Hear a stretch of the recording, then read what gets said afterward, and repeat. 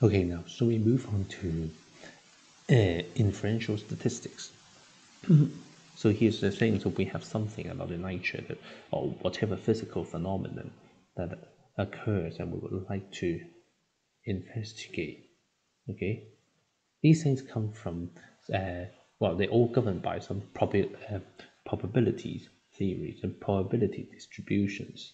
So we're trying to estimate, okay, not looking for, we're trying to estimate some of these things like the mean value, like the variance value, etc. And even later, we can even test whether these uh, experiment results, whether these data would come from a certain probability distribution. Okay, so here's a quick example that we would like to check out the success rate of a new drug. Okay, how so if we, for instance, having something to that we're trying to have the blood pressure lower. Okay, so how would you perform such an experiment? You get a bunch of people in, all of them with high blood pressure, and then what do? You probably will uh, put them into two groups, and one group that you give the drug, and the other ones you just don't give them anything or just placebos. Okay, but see sometime later whether there will be any effect at all. And and and at the end we're hoping that the group that taking the drug will have the blood pressure a lot lower than the one having nothing. Okay, if that is to be effective, if the drug is to be effective. Okay, but the thing is, before such an before we have such an experiment, okay, we perform such thing. The planning is important. The planning is important even for a statistical point of view. Okay, so the thing is, we have to formulate some hypotheses. What we're trying to test, what we trying to see in this experiment, or what we're trying to prove here. So we have our hypothesis, or see whether the drug is really effective, lower blood pressure or not. Okay, so we have some hypotheses, and it could be, as I put it here, it could be what's called one tail, whether the drug is going to lower blood pressure, or it could be a two tail. Okay, I've got a drug, I'm not sure whether it will change blood pressure at all. So I mean, when I say change, it could be raising instead of lowering. Yeah, yeah. But of course, you may not want your drug to have people's blood pressure raised. Okay, but of course, these things can be done either way. Okay, so we can, and then we can design an experiment, say how we gonna get a bunch of people coming in, like how many people should um, should participate in such an experiment. Okay, for in the in reality, when we talk about drug industry, we should be talking about thousands, if not tens of thousands of people in an experiment, in a test like this, in an experiment like this. Okay. On the other hand, if you just want to check whether my silly coin is fair or not, okay, you may be happy to just throw it up 50 times or 100 times. Yeah.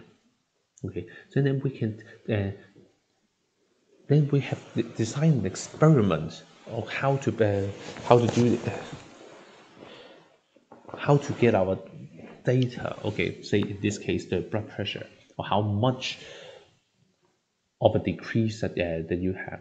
Okay, so we check people's blood pressure before, and then they take their pills, and then after a few weeks, and check the new blood pressure, see if they've got lower, or how much they've got lower. Okay, then we can also we will have to also decide what are we going to be comparing? Well, we're going to be checking the test statistics. Like, what do? The mean value, the standard deviation value, or simply frequency, probability, that sort of thing. Okay. So for instance, if you're doing something like a drop of blood pressure, probably you'll be doing what our sample mean here. Okay, we check the mean value of these people, the mean value of the blood pressure, like before they take the pill, and then but after that they've got things a lot lower. Then it seems like it'll be effective. Okay, but if you are doing like a coin or something, you'll be checking, okay, if you throw this like 50 times, you will decide, well, if you get 46 heads, then it will be no good, it will be biased. But if you have things like, okay, if you only got 30 heads, maybe you will still say it is still likely to be a fair coin, etc. So it will be done with frequencies instead. But at the end of the day, whatever experiment you do, whatever statistics you have, you still at the end have to have some rules here, that helps you to decide when to take your hypotheses.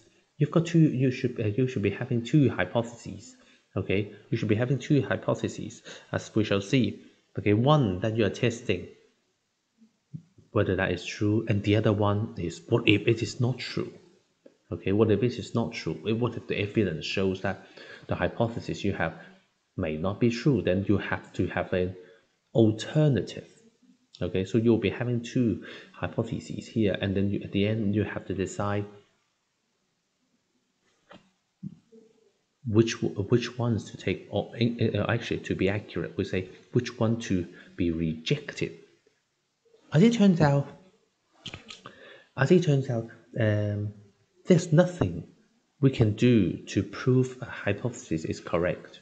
Okay, remember, we're trying to understand this nature and these whatever physical phenomena. We're trying to find out these population parameters like mu, like sigma squared, and all that, but we can never find them precisely.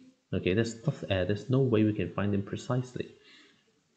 So we're only trying to guess, or in which case, okay, we may make errors. Okay, there's no way we can prove that that hypothesis is definitely correct. Just like there's no way you can prove that my coin is going to have the probability of getting a head exactly equal to 0.5. How can you know that it is 0.53 instead of 0.5?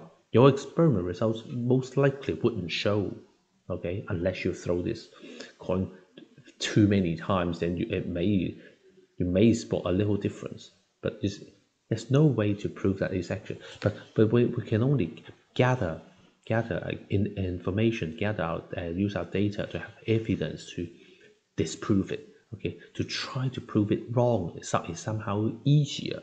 Okay, to try to prove a hypothesis wrong is somehow easier.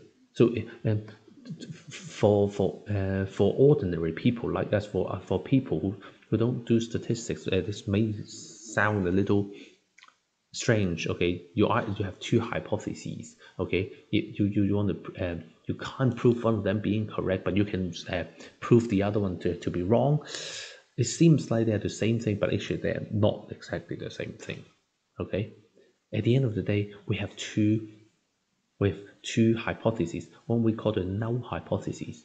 When we have the null hypothesis H0, the one that will be assuming to be correct, we're assuming to be true, and we check with our experiment data and see if we can reject our null hypothesis. Okay, so it is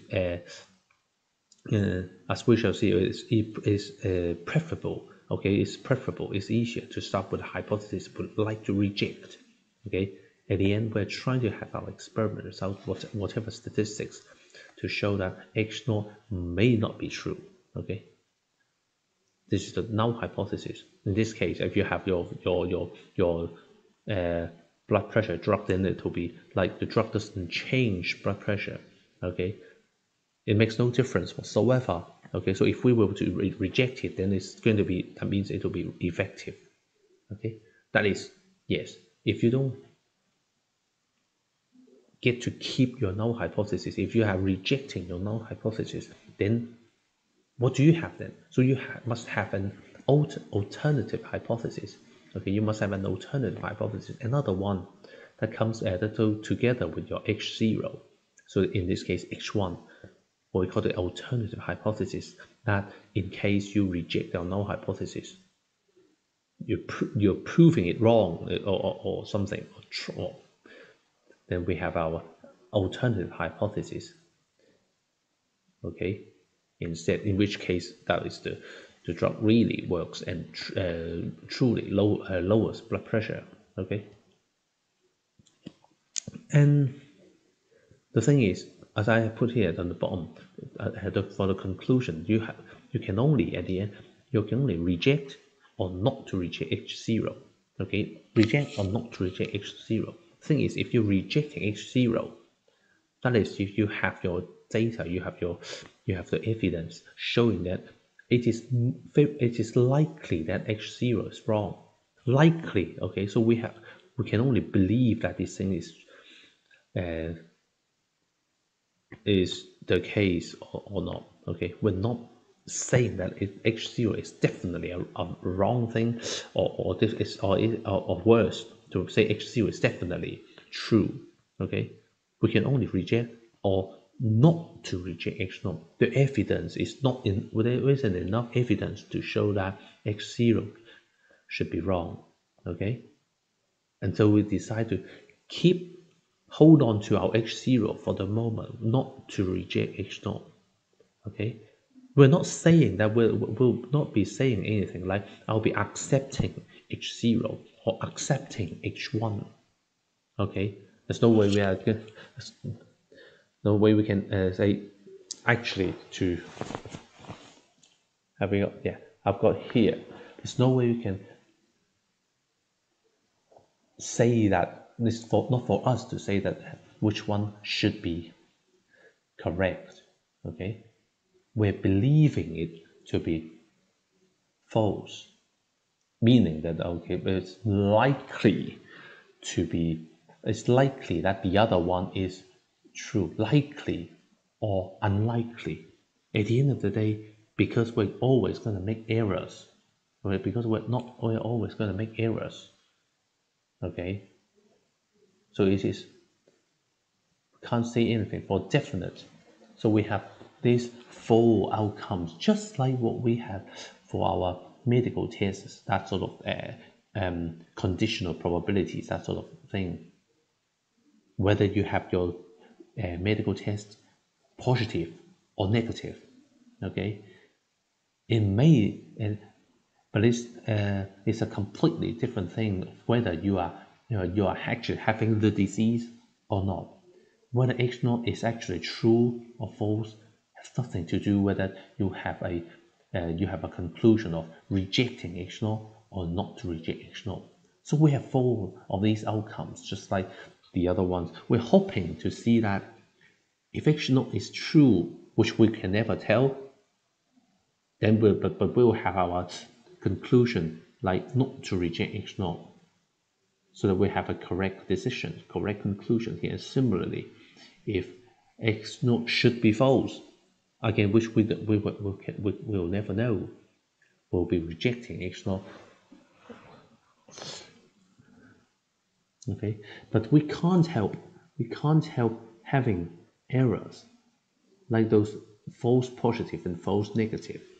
Okay, in this case we call them type 1 error and type 2 error. Two types of error. Okay, the type 1 error is that when H0 is true, but our experiment results shows that we should be rejecting it. Okay, we're making a type 1 error when we're rejecting H0 when it is true. That is, if you take our drug, blood pressure drug, it is working. It should be working. The drug is actually a good one, but somehow with our test subjects, with the people that I gather for my experiment, Okay, the numbers, uh, the numbers don't show that.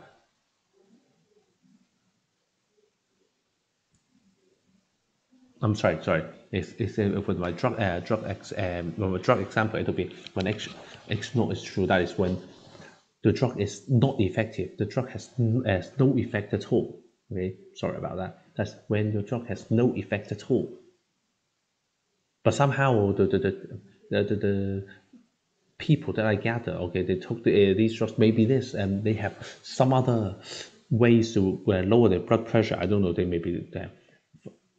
They would do exercise or what, I don't know, or maybe they have a better diet, etc. I don't know, but somehow they've got their blood pressure reduced, so that it seems what for the numbers, okay, in terms of the numbers, it seems that we should be rejecting H naught and saying that the drug is working, but maybe it is not working after all.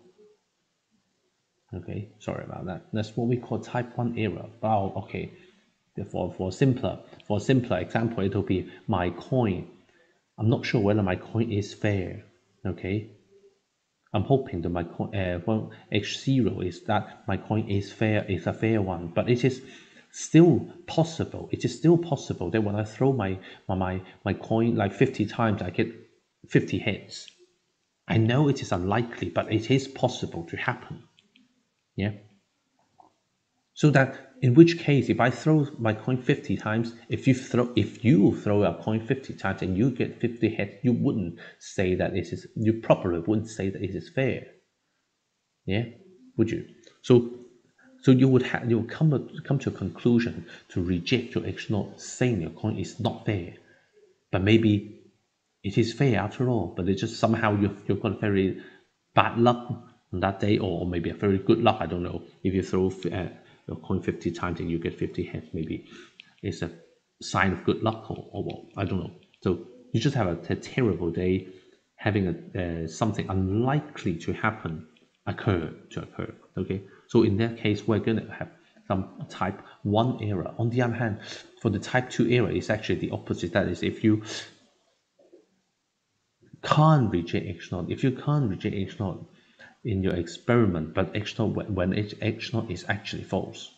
Okay, two types of error here. Okay, so we consider their probabilities. We're trying to reduce their probabilities, their chance of making type 1 and type 2 errors. Okay, so we have their probabilities denoted by alpha and beta. Okay, with them that probabilities denoted by alpha and beta. Okay, so we're trying to reduce them, but the thing is, no matter what we do, there's no way we can have both of them eliminated completely, getting alpha and beta both equal to 0. Think about that. If you try to reduce alpha, for instance, if you try to reduce alpha, what can you do? If you're trying to reduce alpha, that means you are not going to be rejecting H0 as often. If you don't reject H0 as often, you wouldn't be making any type 1. You wouldn't be making any type 1 errors much. Okay, rejecting H0 wrongly. Okay, that's when the type 1 error occurs. So if you don't reject H0 as often, you're not going to make a lot of type 1 error, would you? But if you're not rejecting H0 as often, that means you are likely to be not rejecting H0 wrongly. That is making your type 2 error. Even when your H0 is false, you're still not rejecting H0. Okay. So the problem about these type 1 and type 2 error and alpha and beta is that if you try to reduce one of them, you're likely to be increasing the other. Okay, so if you try to reduce beta, that is, I shouldn't be so conservative. I shouldn't be so conservative, keeping my H0 as much. So I'll be rejecting them more often. That means you might be rejecting your H0 wrongly. Okay, so they come together. and you're only going to limit the two. We're going to only try to limit the two to some tolerable numbers. Okay, you're going to have the two of them to be something that you can tolerate. Okay, in fact, we're going to take alpha as um, as a preset number. The thing is, we're trying to, because the thing is, we're trying to reject our H naught after all. Okay, we're trying to reject our H naught after all. So, so we would like this to be true. Okay, so when we do reject our H naught, I want that to be true. So we're going to make sure alpha is so small. We're going to make sure alpha is so small that when we do reject H naught after at the end, we're doing this confidently. Okay, we're making it most likely to be right. Okay, that is, we choose alpha. We simply choose the values of alpha we have here, like 5%, like 1%, or occasionally you do 10%. Well, depending on what you do, if you're doing something like sociology, okay, sociology like experiments on human behaviors and that sort, you don't need to be that accurate. Okay, you'll be having more tolerance of errors. Okay, you will be having alpha to be a larger number, like 10% or even 20%. But if you're doing some experiment in a lab, then maybe you want alpha to be smaller, like 5% or even 1%. If you're doing things, if you're doing physics and you're doing experiment in like atomic level, you would be having alpha to be like 0. I don't know, 0.00001, something like that. You'll be having alpha. That means what? That means you're only allowing yourself. That means you're only allowing yourself that much of a chance of making errors, of making your type 1 errors. You're only allowing yourself 5% or 1% or whatever alpha value you picked to be the chance of, okay, rejecting my null hypothesis wrongly. Okay, if we decide to reject a null hypothesis after all, okay, where there's a very little chance that we reject that the X naught is actually true. Okay, we want that. The thing is, with hypothesis testing is, yes, we have our hypotheses. If you notice what we said earlier, we have our null hypotheses and our alternative hypotheses. But when we do our experiment, when we do our calculations, we have to assume some of them, one of them to be true. We're just trying to prove that your null hypothesis is wrong. So we're going to be assuming H naught to be true, assuming H naught to be true, assuming H naught to be accurate, and then we do an experiment, and at the end of the day, we will see how unlikely that we have this experiment results that we collect. Okay, if this null hypothesis is true, if this null hypothesis is indeed accurate, if my coin is indeed fair, what is the chance? What is the chance that I will really get 50 hits from 50 throws? It is so small, so unlikely that maybe it is safe for me to say that the null hypothesis is wrong. Because it's so unlikely to happen, but it still occurred if it happens, if I do get 50 hits from 50 throws, you see. Then we say that it's probably something wrong with the assumption, something wrong with the not hypothesis in the first place, so we're rejecting it. That's how hypothesis testing is designed. Okay, so we have some hypothesis here, H0, we assume that to be true. And then we go along and do some experiment and see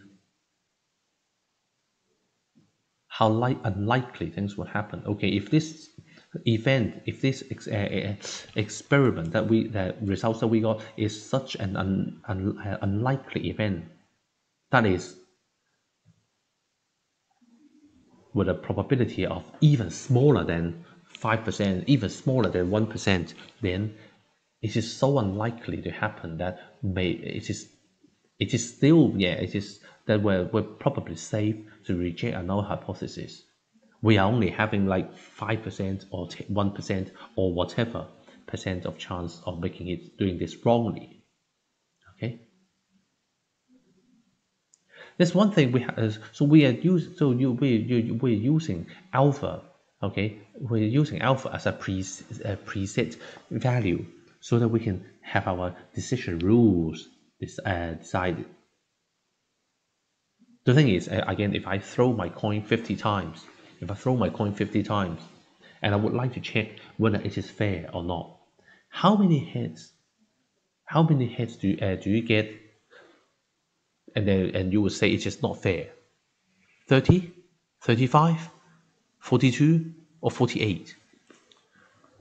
Yeah. If I throw my coin. Okay, so I've got a coin there. H0 is fair. Okay, that is P equals to 0.5. P is the probability of hit. Okay, then H1 will be not fair. P not equal to 0.5. Okay, then we have P not equal to 0.5 for my H1. It's either fair or not fair.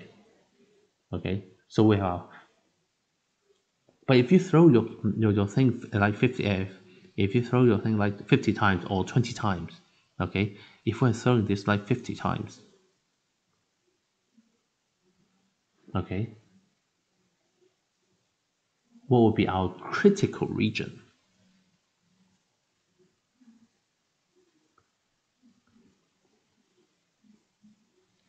The number of hits. The number of hits to get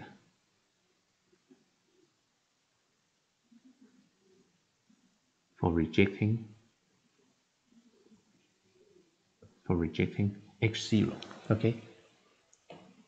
How many hits that you get and you will say your coin is not fair? 50 hits? Probably 49, 48, maybe. What about 42? What about 42? If you get 42 hits, would you say it's fair or is it not fair? We need to decide. We have to set up we have to write down some critical value where when it is bigger than that, we're going to reject it. Okay, because we are assuming my H0 is true.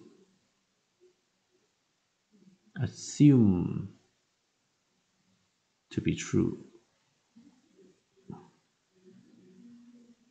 Because we assumed H0 to be true, we know that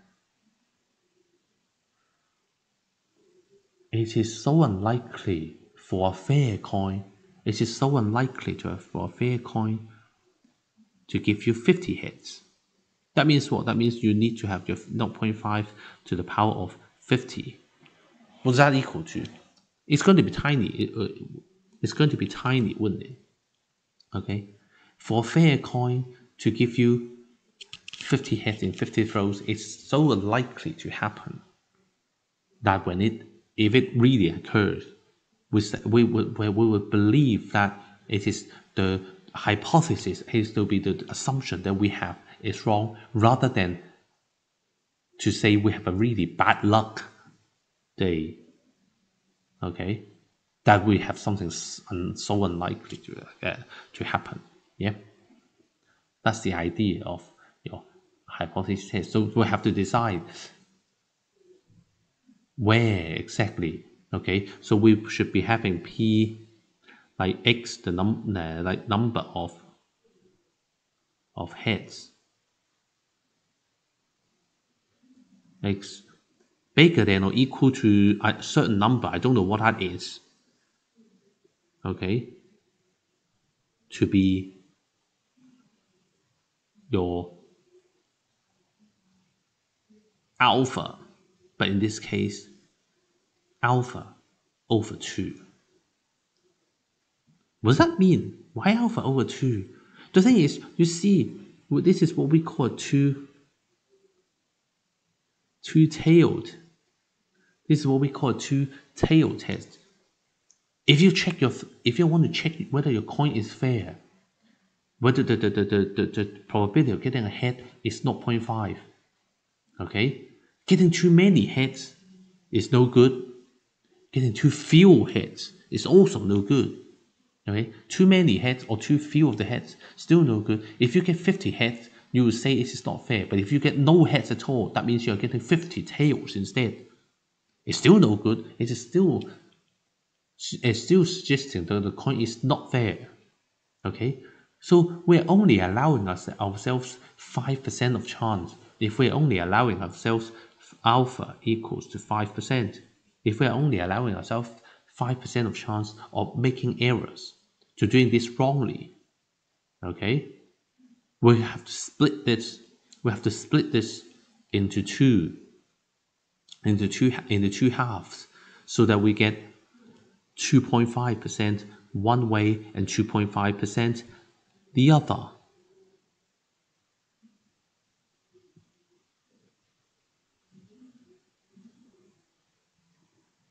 Okay, so that if we draw this on a picture, so it will be some kind of bell shape again.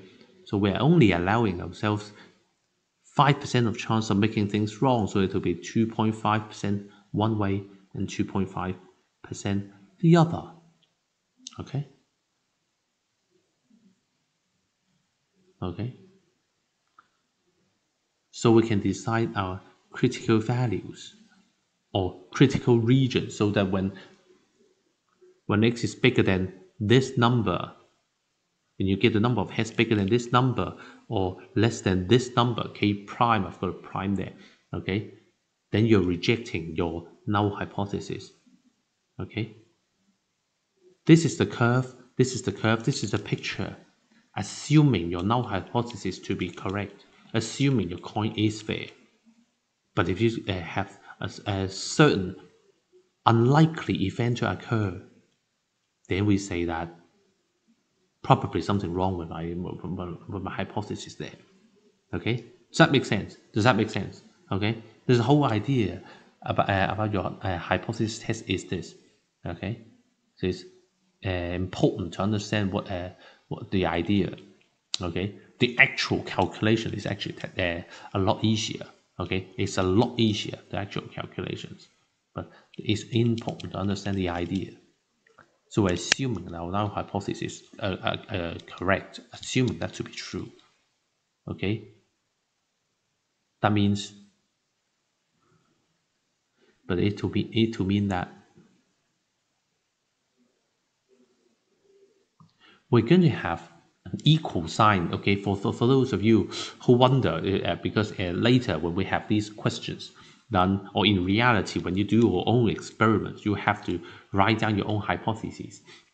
You may wonder what to write down for your hypotheses. Okay, the H0, your null hypothesis, is the one that you have to assume to be true. So for the and so that you can do your calculations, you'll be having the equal sign for your null hypothesis. Okay, if you want to check whether your coin is fair, then your P equals 0.5, so that you have something to hang on to. You can use that for your calculation. If you say P is like less than or equal to 0.5, you wouldn't know what number to use for your calculation. Less than or equal to, what does that mean? 0.5 or 0.3 or 0.1? You wouldn't know what number to choose for your calculation. So if you wonder, if you're not sure what to be your hypothesis, remember the one your null hypothesis is the one with the equal sign. Okay, it's the one with the equal sign. Okay, so the idea again. So I'm coming back here. So the idea of your null hypothesis test is assume your null hypothesis is true, so that p equals 0.5 for my coin, and then we go along, do my experiment, so that I get a number of heads, okay, and a number of tails. Of course, we have them recorded. Then we have to check. Well, what should be my critical value? What should be the critical region? Okay, how many heads do I get? And then I would say my coin is not fair. And then we say, okay, I've got my result here, my experiment result. I see if that falls into this critical region or not. Okay, if it's in there, so unlikely to happen. Okay, if the null hypothesis is true, so we're going to reject my null hypothesis. But if it is here somewhere, if at the end where we have x falling in the middle somewhere, not inside the critical region, that means what? That means it is still possible. It is still something something likely to occur with the null hypothesis being true. Then we will say that maybe we should keep our null hypothesis for the moment. Is something that is so our experiment result is, after all, something that is possible to happen, something that's likely to happen anyway. Okay, so that's it really. So the values for alpha is important. So the values of alpha is important. Okay, it tells you what your critical region should be. It tells you when to reject your null hypothesis. Of course, if you choose a smaller value for alpha, if you choose a very small value for alpha, okay, then it is harder to reject your H0. If you're making alpha to be very small, you're having a very small critical region. Okay, you are only allowing yourself like 1% or even 0.1% of a chance of making errors. Okay, that means it really needs you really need to see something very rare to happen. You really need to see something very rare to actually happen.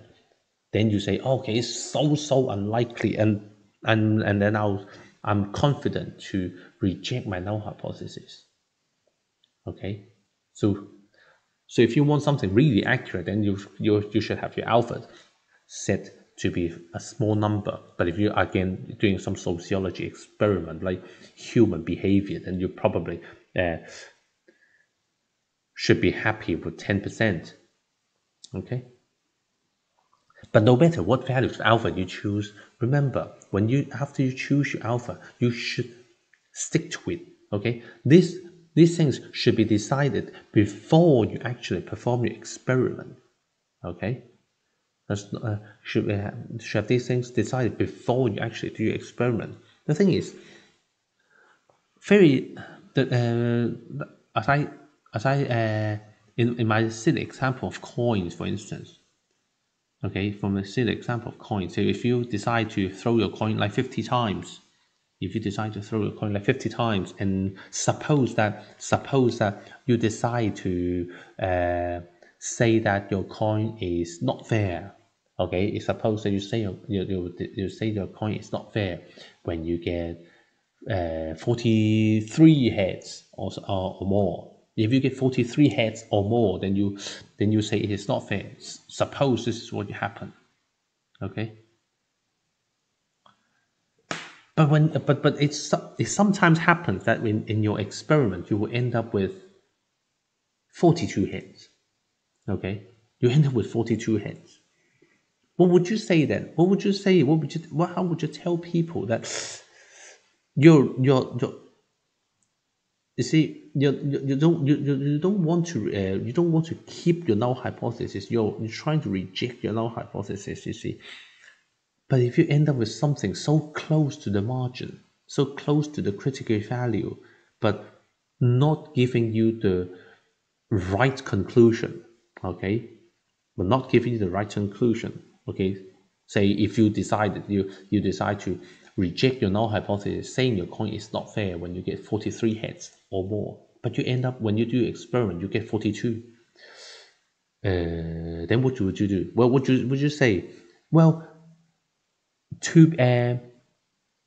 you should be saying, okay, because the number of heads I'm getting is not in that critical region, it's not more than 43, and so I'm going to keep my null hypothesis. I'm not going to reject my null hypothesis. So my conclusion is do not reject H0.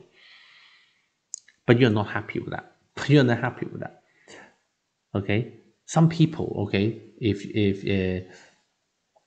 they're not very honest, okay, they would change their rules after they got 42 heads, and they would just decide, well, in which case, in that case, I'll just change my rules so that I'll reject my null hypothesis when I have number of heads more than or equal to 41. Then I'll have my conclusion right.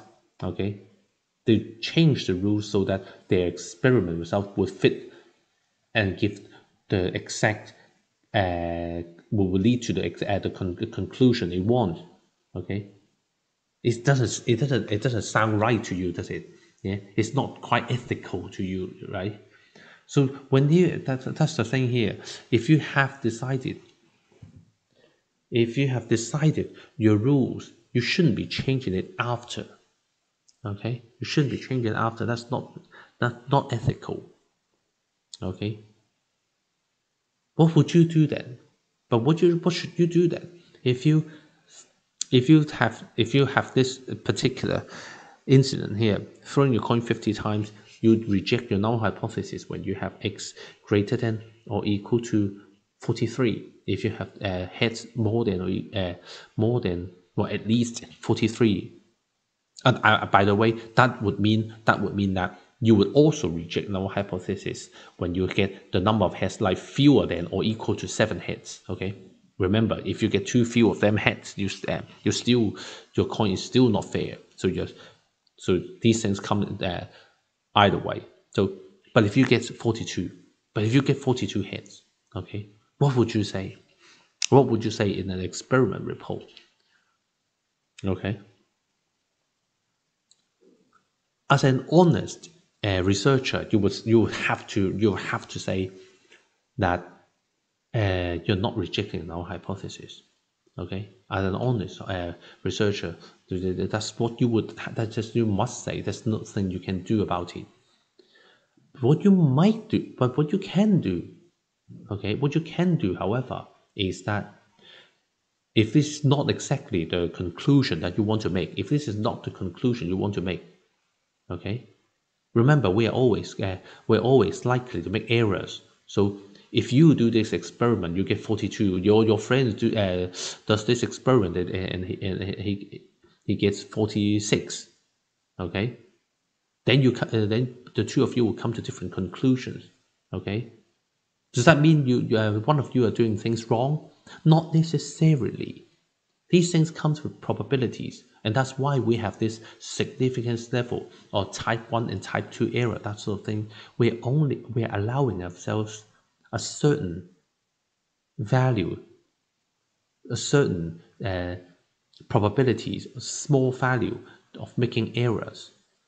Okay, it is perfectly possible. Okay, as I put here, if alpha equals to 5%, 0.05.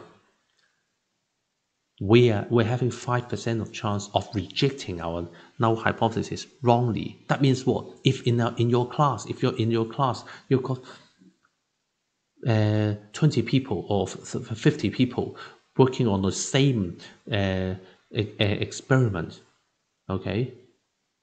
A few of you would be having a different conclusion as the others, okay? So in the case that you have a conclusion not quite as you expected, okay, not quite like what you would expect it, not quite like your friends that they're getting, then what do you do? You still have to report your experiment result and your conclusion just like that. Okay, nothing you can change about that. What you can do is to suggest, okay, like after your experiment, when you in your conclusions section, you can or you can suggest maybe if you repeat your experiment again, you may get the result that you'll expect. If you improve the experiment procedures, you might get a different conclusion. Maybe you increase the number of throws you do, for instance. Okay, if instead of 50 times I'm throwing this 100 times, maybe I should get a more accurate result. Okay, after all, 42 heads from 50 throws is not so very likely. After all, it's not very likely to happen. Okay, it's not quite it's not exactly in your critical region yet. But it may suggest that if we do further experiment, we may have our conclusion, well, a different conclusion instead, etc. So you suggest something like this in your experiment report and see if you, have the chance of doing this again, or having extra time or extra research funding and that sort of thing. Yeah. That's the sort of thing you would say, but the thing is, it's not ethical. It is immoral if you change if you like change the rules or play with your experiment results, your figures. That's what we call data fabrications, okay, or falsifications. Okay, if you that's something what we call academic misconduct. Okay, something wrong to do. Okay, as people, often have often like do silly things with their experiment data. Okay, so we have to be careful about these things in reality when you do your own experiments. Okay, so do you get the idea? It's first as actually I've got my example here. I hope you just to make sure you get the ideas. The thing is, okay, I've got 20 times. I've got this coin to be thrown 20 times instead of 50. Sorry about that. I forgot I have this page on my PowerPoint to check whether my coin is fair. The hypothesis, as I put up there, if you want to check whether it's fair, then my hypothesis would be the probability of getting a head or a tail, if you like, okay, to be exactly 0.5, or simply to say your coin is fair. The alternative hypothesis would be like p like not equal to 0.5, like what I put here.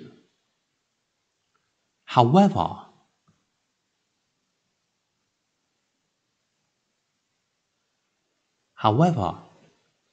if you have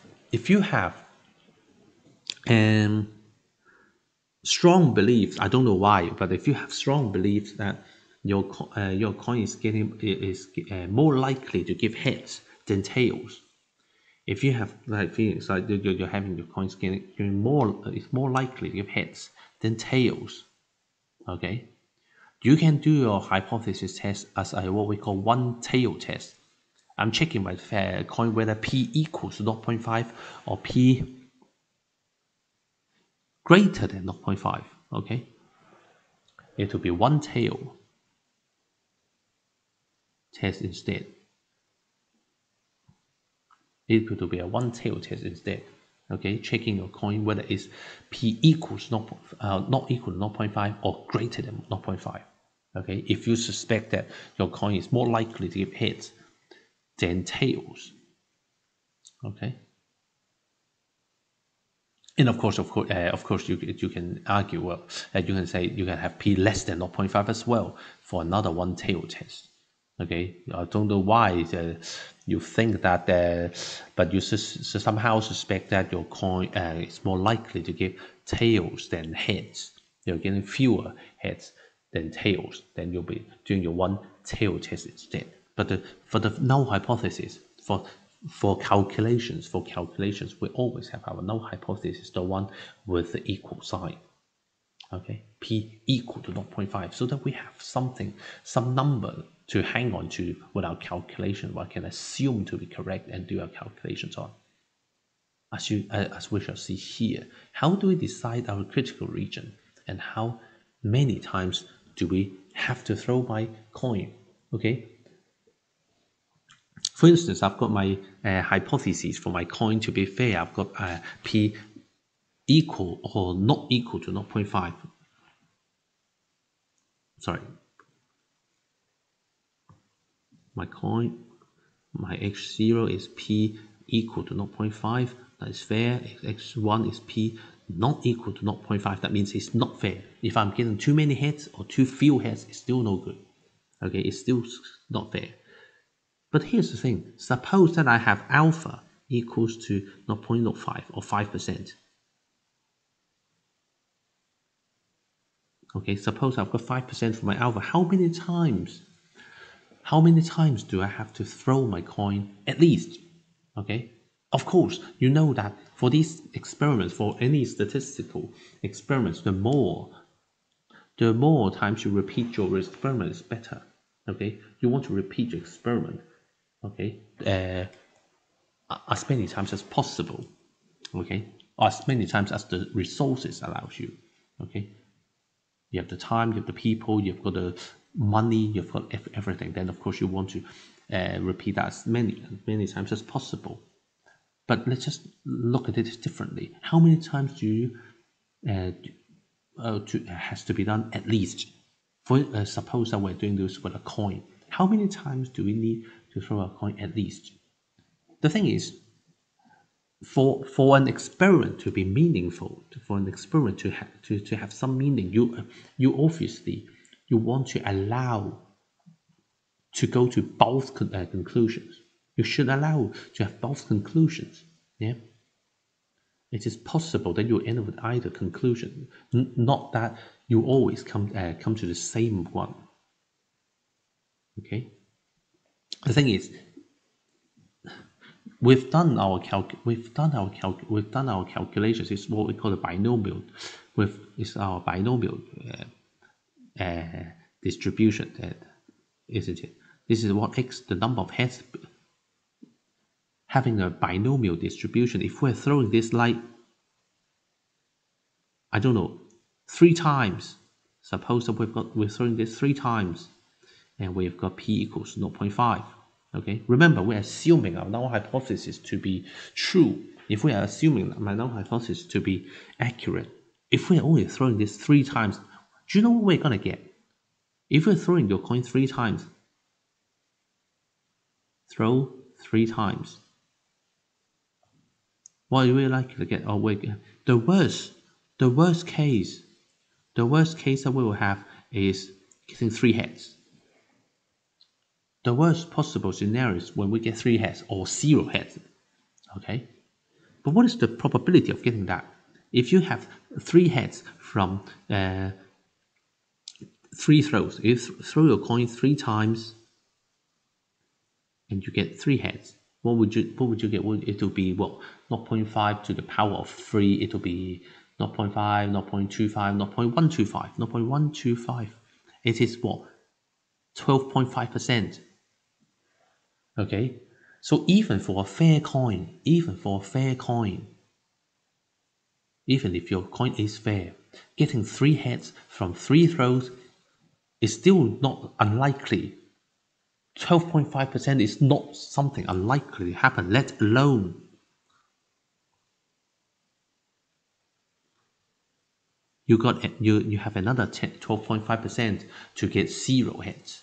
Remember, you want to consider both the 2 of these events. The worst things you can happen in your experiment with having too many heads or too few of them heads.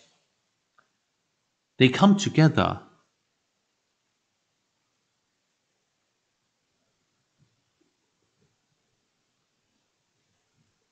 as 25% here.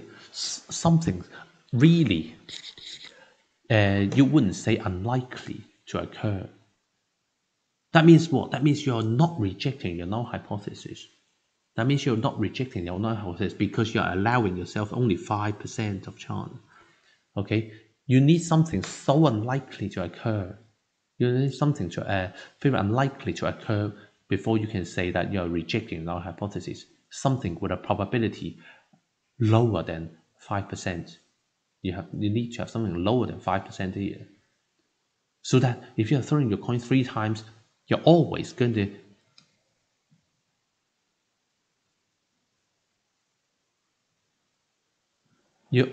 have the same conclusion, not to reject H0. No matter what you get, you're not rejecting H0.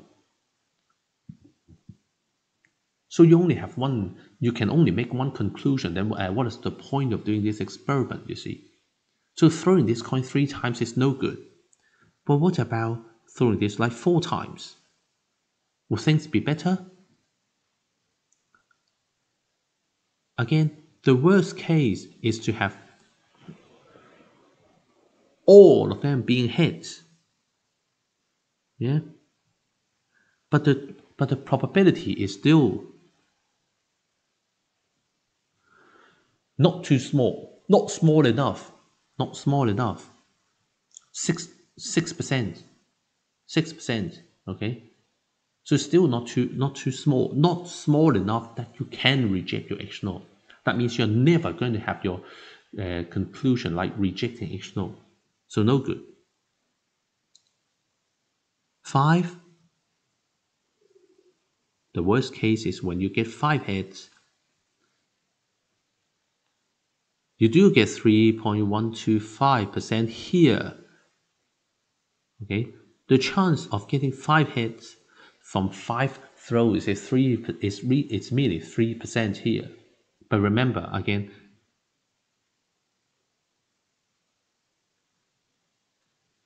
you have also got the other half. That means if you're getting no heads, it will be exactly the same by symmetry, and therefore they come together as 6.25%, still bigger than your alpha, still bigger than your alpha there. Okay, but these guys they are bigger than your alpha over 2. Some people, or some of you, for those of you who might have done statistics or hypothesis testings before, okay, different textbooks do things differently. For me, I'm just adding these probabilities, 3.125 and then another 3.125. I'm just adding the two together, saying this is bigger than alpha. But for some of you, you just say, yeah, you may consider this one of these guys to be just bigger than alpha over 2. Okay, of course they mean the same thing, but either case, you're still having your probabilities, well, not smaller than 5%, not smaller than 5%, so that you are still not rejecting your H0. So this is no good, but you can probably see what's coming. In this case, when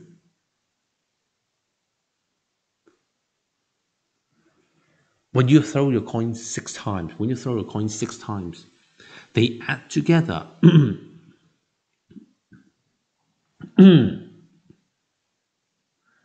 When you throw your coin 6 times, it is possible to have an event so rare, so unlikely to happen, so small that it is smaller than 5%, that you would come to a conclusion, yes, I will reject my null hypothesis.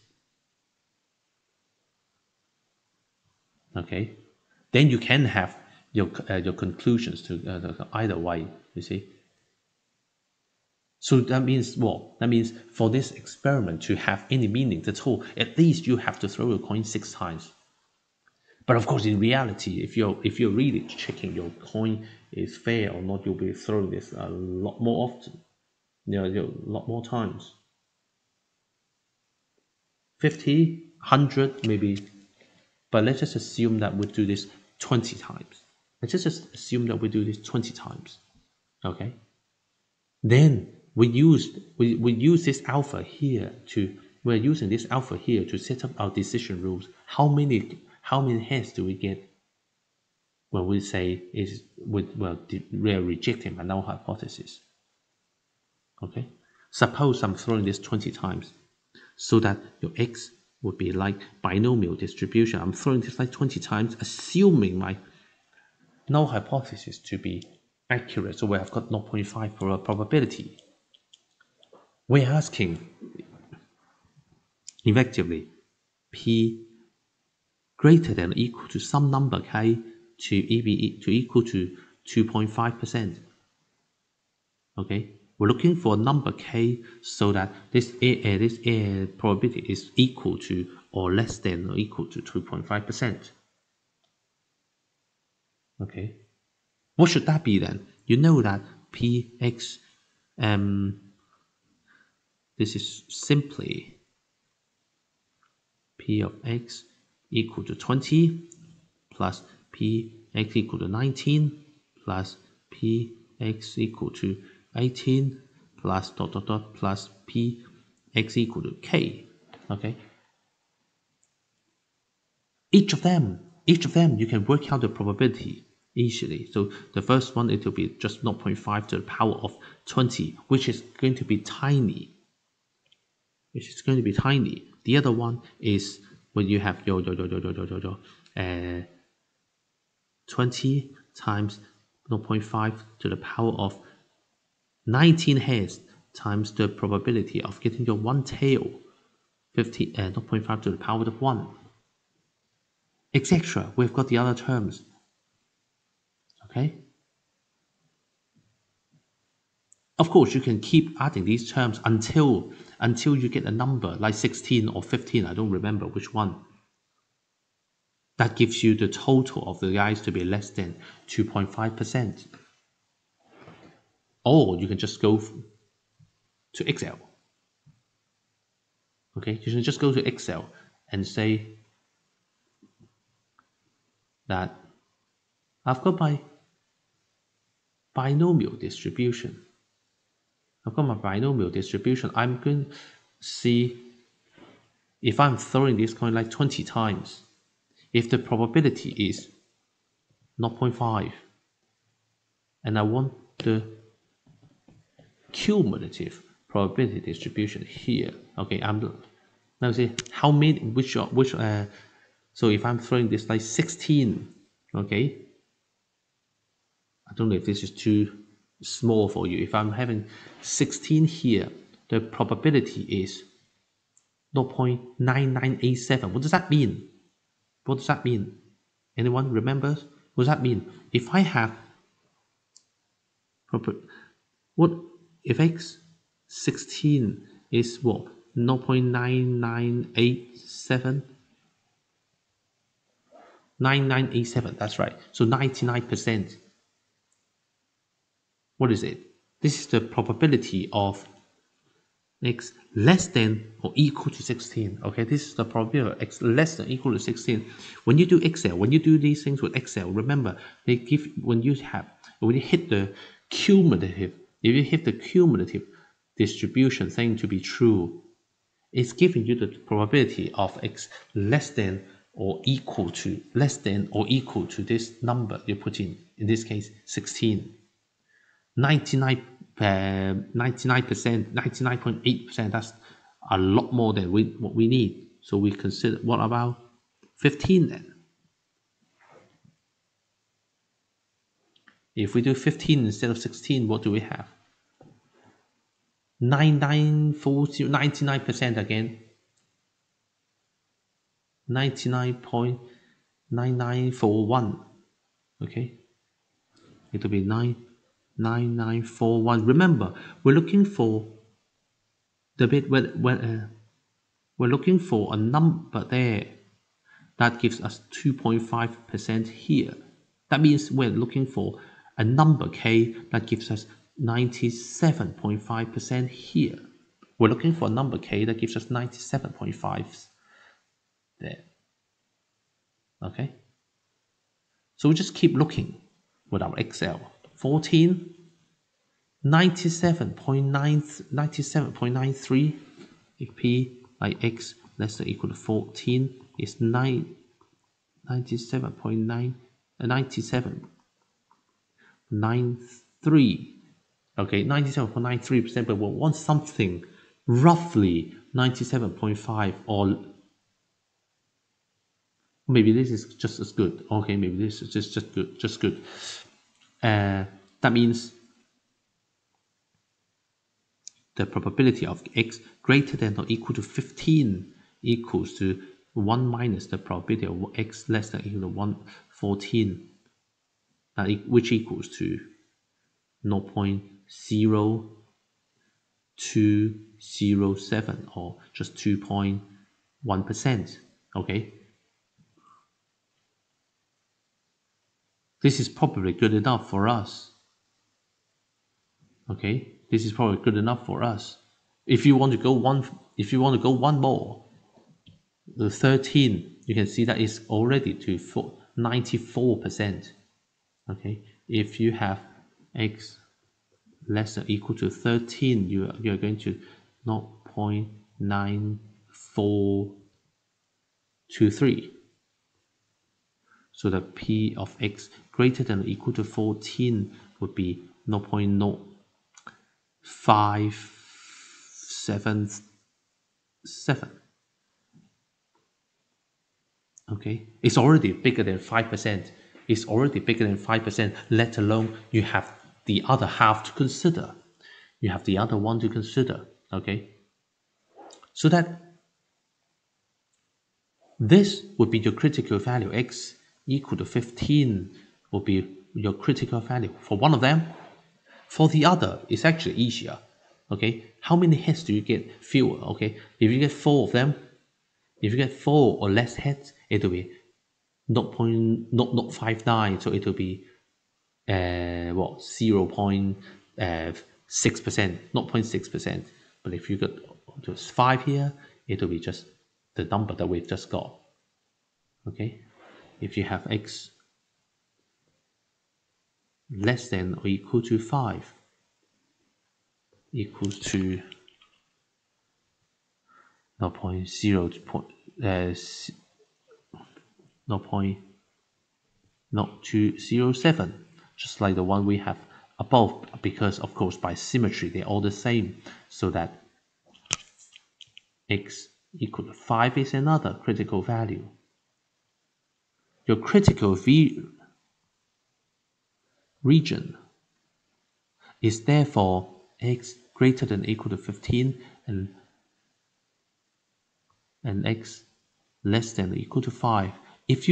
That means if you do experiment later, when you do experiment later and you throw your coin, actually throw a coin like 20 times, if you get the number of heads bigger than or equal to 15 or less than or equal to 5, then you're rejecting your null hypothesis. It will be considered so unlikely an event that you should be rejecting your null hypothesis. Okay?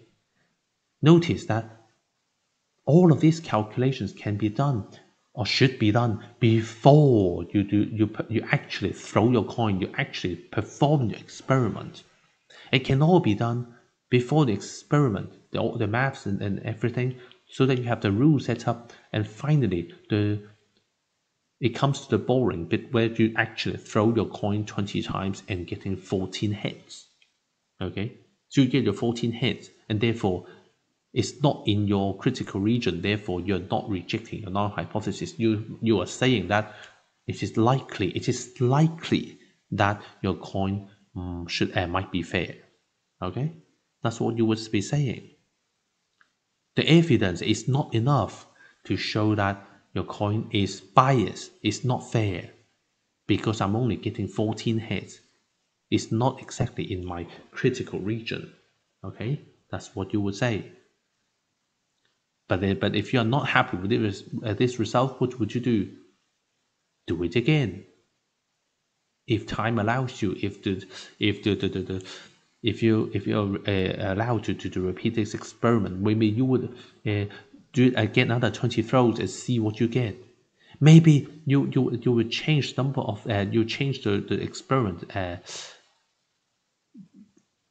so that you are throwing this like 50 times instead of 20 to get possibly more accurate results. Maybe if you throw this like 100 times instead of 20, maybe the answer that you get, the conclusion that you make will be more reliable than just throwing your coin like 20 times. Maybe there's something that you have to consider when you perform an experiment, but you can see that all the calculations are very simple and can be done beforehand.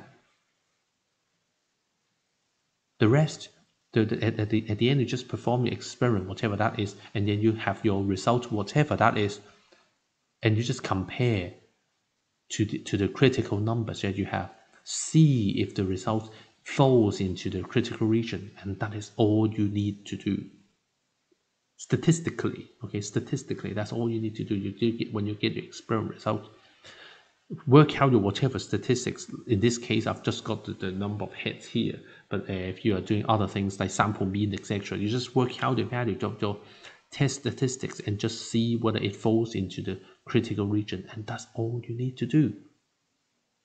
In a way, hypothesis testing is a very simple thing to do. I hope you'll agree. Next time we're going to continue with the more of these testings.